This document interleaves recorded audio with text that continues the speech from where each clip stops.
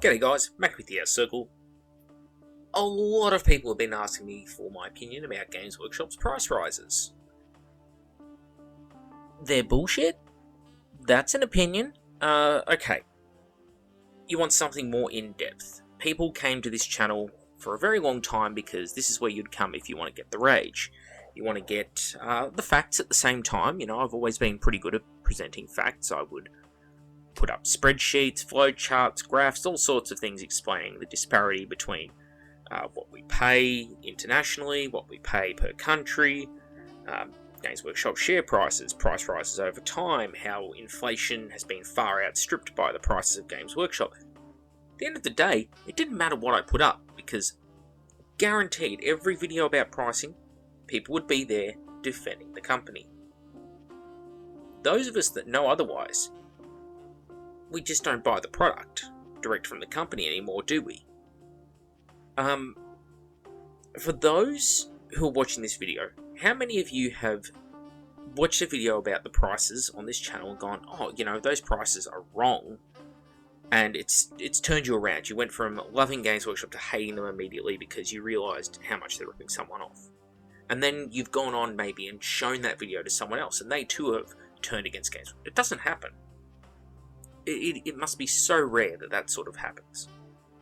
So no matter how much information or awareness I've put out there, even a massive petition that we did, you know, 8,500 signatures is not what I'd call small, considering our community size. That's got to be a huge sampling of the community. People just don't care. They're either alright with it or they're not. That's all it comes down to at the end of the day. So that's part of why I moved away from those videos. I also moved away from them because I felt pretty much everything that had to be said has been said already. I've shown the graphs, I've shown the differences in price. I work in a plastic injection moulding factory as a maintenance engineer. I can tell you exactly what goes into making plastic products. The moulds, the costs, everything. I've mentioned it beforehand, people would argue with me. And get into those horrible situations where it's like, well, look, I know from first-hand experience. They say, I know from first-hand experience. And you get to an impasse where, well, you're never going to convince the other person on the other end of the internet, are you? How rarely, again, do you turn around, have a conversation with someone on the internet, and they turn around and go, you've completely changed my mind on this whole subject. I take back everything I said, you're right. It doesn't happen. It's so rare on the internet to ever see that. So, yeah. Games Workshop made so much money in the last financial year. Their share prices crashed. But then in the last 2 months, they've shot up to like 3 times what they were. So I guess that's on the back of the good news about they made a bunch of money. So how did they make all this money? Well, look, I've gone into graphs and detailed charts about that sort of thing as well, explaining how, you know, when you're charging 3,000% price rises on your product, you damn well better be making money. You know, if something costs you $2 to manufacture, and then like another 15 or something to send anywhere in the world, packaged, all your labour costs paid for, all your renting, shipping, fees, everything, and you're selling it for $80, you damn well want to make a profit. You know, if somehow that $65 or whatever that's notionally profit vanishes, there's a problem. So I don't see how they could fail to make money. That was my conjecture then, and it's my conjecture now, that they are charging so much for the product, they can't not make money. And it brings me to the point of, they made so much money last financial year, they're able to give most of their employees like a 4,000, 5,000 Australian dollar bonus. So you can't exactly say that, oh, you know, Games Workshop are struggling to make ends meet, they need to do a price rise, they're just going to go under if they don't get one, and then they can pay out $5 million in bonuses to all the bottom bitch employees. Because let's face it, if the bottom guys are getting a couple of grand bonus, just imagine the sort of bonuses going up the top end of that company.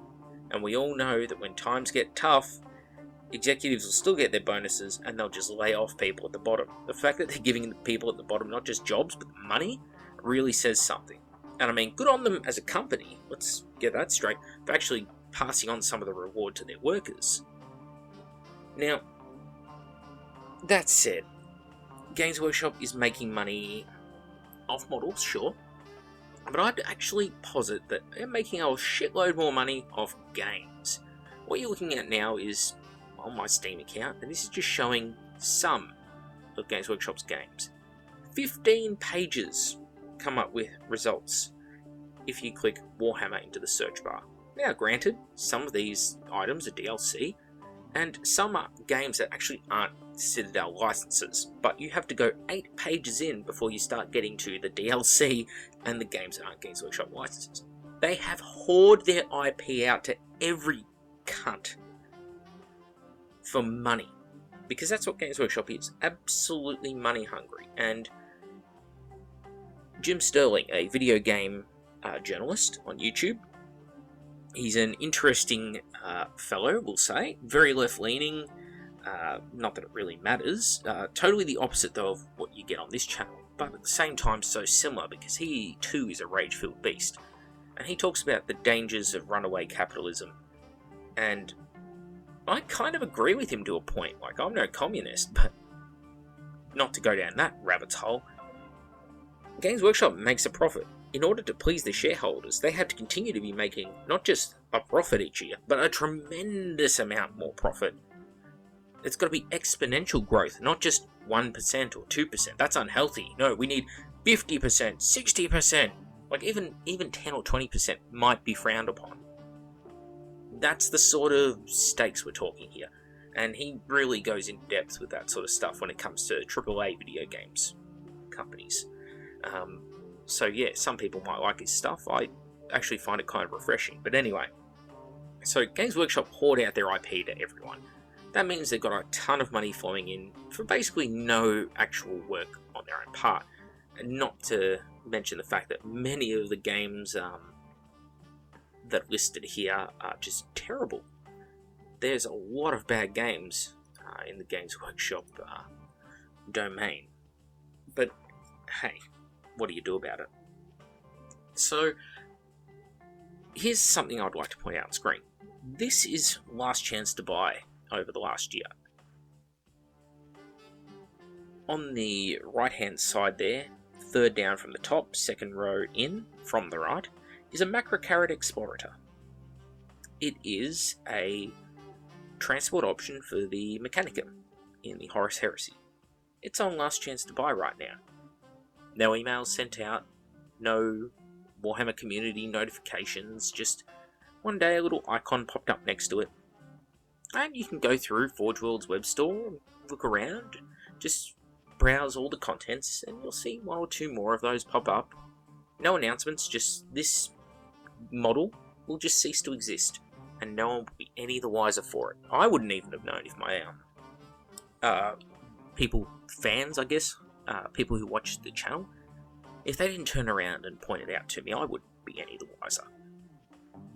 That's poor on Games Workshop's behalf, because we've bought in, invested in this hobby, and we are going to invest, like in my getting started videos, we're going to invest at the ground level, 2 troops and a HQ, that sort of thing, and we work our way up. We build our armies over time. Why? Because things like that Macrocarad Explorator cost the same as a week's rent, and people just don't have that kind of disposable income sitting around. They can't just throw it at an army and buy it all at once. That's part of the problem with why when you build and paint an army and you want to move it on, it's so hard, and people want to pay so little, because they can't afford to pay so much at once. And so, it's kind of a shame, because instead of accepting that we are meant to be collectors, because apparently they don't give a fuck about the game, they always say how they're a model producing company. They build these models, they'll sculpt these models, sell these models, and then you can't get around to collecting them all in time because they just remove them from sale. It's infuriating. If I was to tell you this was the sum of Last Chance to Buy over the last year, you'd be like, oh, that's bad. What if I said it's half of Last Chance to Buy? What if I said it's only a quarter of Last Chance to Buy? What if I said this is 1/6 of everything that went out of production in the last year and a half from Forge World alone? That's what this is. 1/6. I started going through my Last Chance to Buy videos This here on screen came out of just 3 of them. That's how much stuff went out of production. I could not fit it all into a page. I just had to give up. I filled up this much of a page and I just gave up. I had more stuff ready to slot into this frame than what you're seeing. I just gave up because you got the idea. Imagine 6 times this on screen right now, and that gives you an idea. Like, I've got some of the Elysian stuff there, but all of the Elysian stuff went out of production. All of the Red Scorpions, Carcharodons, all the transfer sheets, basically, that existed in the early Heresy are gone. Some, like all these Titan ones down the bottom, were only out for a few months before they went. Same with different Knights heads. I've got 3 of them there. There's at least 4 that went out of production. You're starting to get an idea of what a catastrophe it's been for people who are trying to collect this collectible hobby that's definitely not about games. That's rough. And then you combine that with the fact that, for us, there's these horrible price rises. And yes, we know they're not justified, but yes, there are people who are going to do it anyway. And people are going to justify it. And that's the thing, if people are happy to pay the price, that's fine. It's a real shame, though, that we can't talk about it or say these prices are wrong and that people will defend the company. Because it's sort of indefensible. You can't turn around and say, well, they're a company, they have to make money. It's like, yes, they do, but Games Workshop is operating on sort of profit levels that are 2 to 3 times, say, crude oil. Oil is a great example. Oil is something that is seen as a huge money-making thing. One of the most profitable industries in the world. Everything needs oil. Fuel for every car, ship, truck, boat, plane, train, you name it. Everything needs oil. But not just for the fuel. Lubrication. All our plastic industry is based on petrochemicals. It's all made out of petroleum-based products. The bitumen in the road, the tarmac, that has petroleum byproducts in it. Natural gas for your heating in your home, the insulation in your walls, fiberglass insulation. None of this stuff would be possible without machinery that was full of petrochemicals. Games Workshop makes about 3 times as much profit as the oil companies. The oil companies, let that sink in. It's just crazy. That's the sort of profit margins we're talking about on these models. And they want to increase the price again. And there's a reason why I show off models and say, here's how you get started in Horus Heresy. And I say, these are the units you want to buy, because it's a genuinely great game. Very enjoyable. It's given me years of enjoyment. I have paid the money for it, though. And there is a reason why I show Forge World's webpage, but I don't say, buy it from Forge World. Because I'm not here to advertise to buy it from them.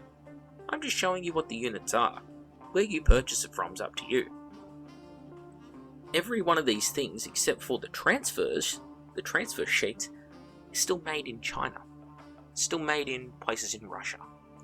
Is it wrong of me to point that out? No, it's a fact. Just the same as in China they make fake Gucci wallets. It is what it is, Cheap, shitty parts for cars are made in China as well. But it's okay, it's not frowned upon if you buy parts for your car from China, but it is frowned upon if you buy parts for your models from China. Even if they're identical to models from Forge World. Just like if you buy parts for your car that are exactly identical, manufactured the same tolerances and specs and everything, somehow that's okay, but recasts are bad. See, morally, it's very much a grey zone for me. It really is. Not saying it's right or wrong, that's all. Not saying I'm pro recast here. Not saying I'm against it either. Even if you look at the things that went out of production, there is a whole host of weapons and items here that were essential. Terminator weapons are a great example, because, plastic Terminators are a thing from Games Workshop, and they re-released arms and that sort of thing to suit those plastic Terminators. Problem is old Terminators from Forge World, like the Justinian, great example, they didn't get re-released, and so they now don't have any arms available to them. I would consider that quite a problem. several of these items, like certain bolt guns, were used for things like Legion Seekers. If you looked up Legion Seekers, that was the option they gave you. Here are the special bolt guns they use. Well, they're out of production. What about different crews for your tanks? Well, I liked those old tank crews. Well, they're out of production. Solar Auxilia tank crews, they're gone. Solar Auxilia rapiers, you're dreaming. What about Mark II power armor? Gone. Mark II shoulder pads, gone. Torsos, gone. A lot of these are what I would call individual important things, because they're the things that make your army stand out. They're the way of customizing it, making it fit the theme, the narrative. What Games Workshop seems to want from their direction lately is just to deliver you. They want to make the smallest range possible and get you to buy as much of that range as possible. And I get it from a business standpoint, but from a how you treat your customers long-term standpoint, I think that's not a great way of doing things. Because if everyone is buying the same basic models and painting them the same ways, and there's no markings to differentiate them because you got rid of transfers, if there's no special helmets, shoulder pads, that sort of thing to differentiate them, everything just starts looking the same. And a lot of their rules writing tends to be very samey as well. That's part of why the Horus Heresy was so great, was during 6th and 7th edition, when things like Chaos Space Marines were all basically the exact same army. It's just, oh, mine are Night Lords because they're dark blue, or mine are Alpha Legion because they're a different shade of blue. Yeah, that's not great. And because of that, Heresy looked great, because it was like, hey, you can make something that's all about you, your vision for this force. Here's the colour schemes, the world is your oyster, and that got taken away from us with things like Last Chance to Buy. And so now you've got 3D printed armies winning competitions over in America, which is hilarious, especially because you've got a terribly organised tournament, terrain-wise, where they're just using little sheets of polystyrene like they did at the London GT, which is another shit show. And then someone rocks up with an unpainted 3D printed army and wins it. Like, you can't make this shit up. And so, when I look at Games Workshop raising prices, I get a bit sad. Not for me, realistically. Not even for them either. Because, like, at the end of the day, they could sell this stuff for half the money, or half the price. People would still buy it. And if people boycotted them, Games Workshop would legitimately lower the prices, because frankly, it's better to have a business that makes some money than no business and no money. They're lusting after the customers, not the other way around, realistically. Like, there are plenty of miniature manufacturers out there. We don't need Games Workshop, we just choose Games Workshop because we've fallen in love with their lore. I think it's safe to say that it's not the miniatures necessarily that we fall in love with, it's a combination of the miniatures and the world built around them. That one could not simply exist without the other. It would just not have any of the popularity it does. Warhammer 40,000 especially is such a rich universe, so full of potential. And so the sadness is that I don't think it's a sustainable business model. I think Games Workshop over time are eventually going to start downscaling their business, downsizing their ranges because of the growing prevalence of 3D printing.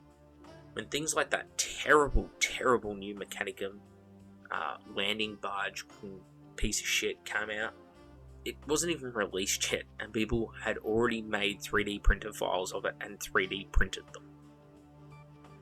And Games Workshop's like, 3D printing's not a challenge to us at all, even though they make their fucking masters in a 3D printer. It's like, what are you trying to tell us here? The technology exists, but you peasants can't afford it? I don't know.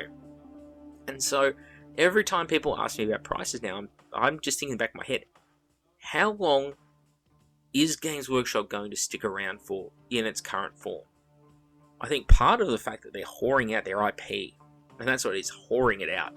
Like, I could probably email them tonight and just say, hey, I want to make a Games Workshop game, and they'll just send me some shitty licensing contract, like, yeah, give us 70% of your profits or something, and you need to get artistic approval from us before you can launch it. It's probably some really basic process like that, judging from the 15 pages of games on Steam featuring Warhammer.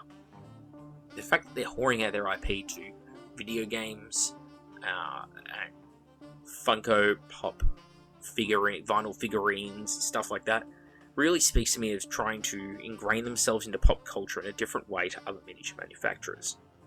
Where other manufacturers are like, here's our tank for our game, here's our models for our game, buy our game, play our game. You know, we'll give you free rules, we'll give you free painting tutorials, that sort of thing. Games Workshop's the exact opposite mentality. They're like, yeah, you can buy our models, or you can play our video games, sure, but cough up the coin. Yeah, it's a shame because it's not sustainable, and I don't think Games Workshop will resemble itself in 15 to 20 years' time.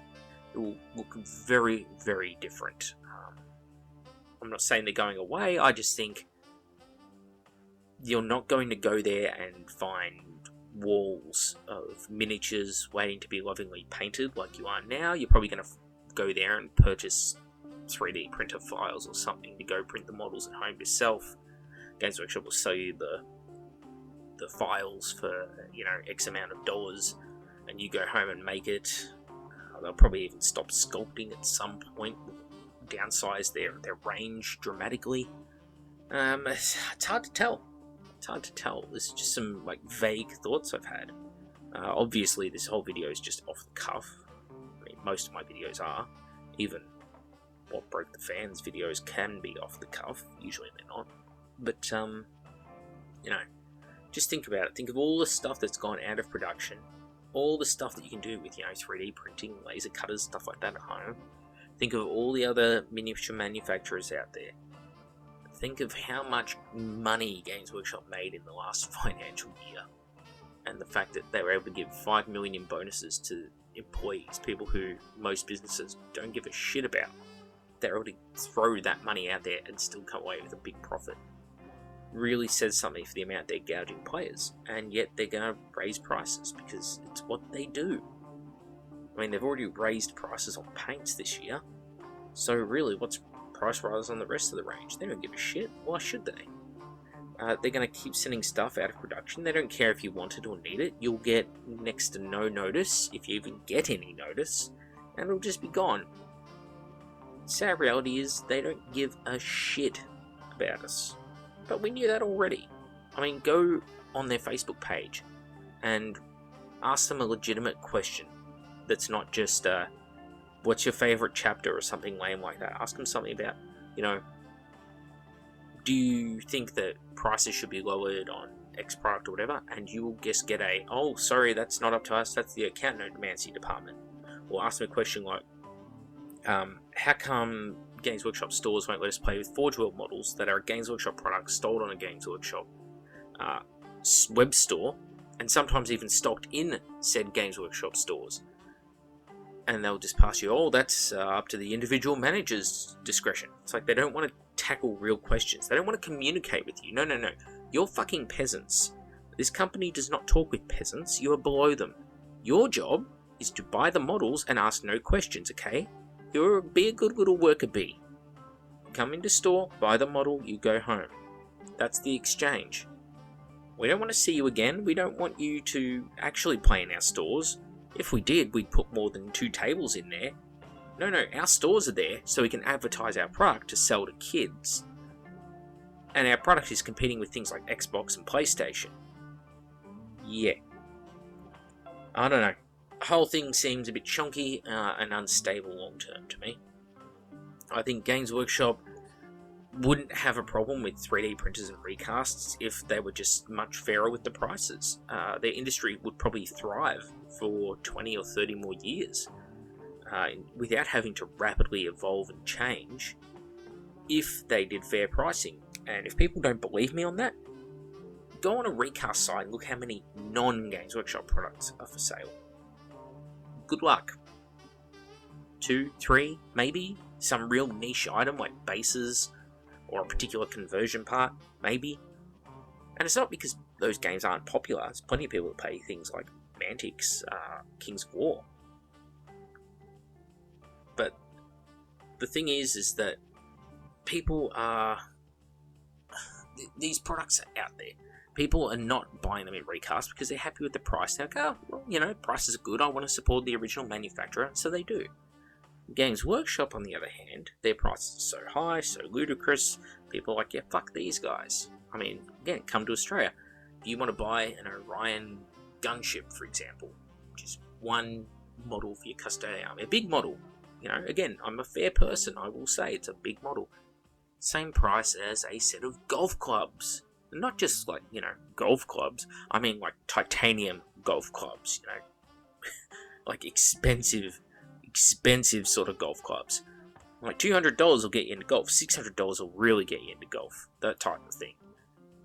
And unlike Games Workshop, which needs the continual investment, you know, buying the Orion Dropship is the equivalent of buying a driver for golf. So you're buying one club. You still need the rest of the clubs to play the game. You still need the balls to play the game. Well, other hobbies like golf, your initial investment is, yeah, I've got the clubs, I've got some clothes to wear, I've got some golf balls, some tees. Oh fuck, that's it. I can go play golf. It's that easy. And people try and justify it. They're like, oh, you know, Games Workshop, it's just another hobby. There's heaps of expensive hobbies out there. Like, look at car racing. It's like, yes, because car racing and flying Red Bull fucking jets or something are in the same league as some plastic models manufactured for 3 cents a sprue. Like, be realistic with your comparisons. That's why other miniatures companies are so great.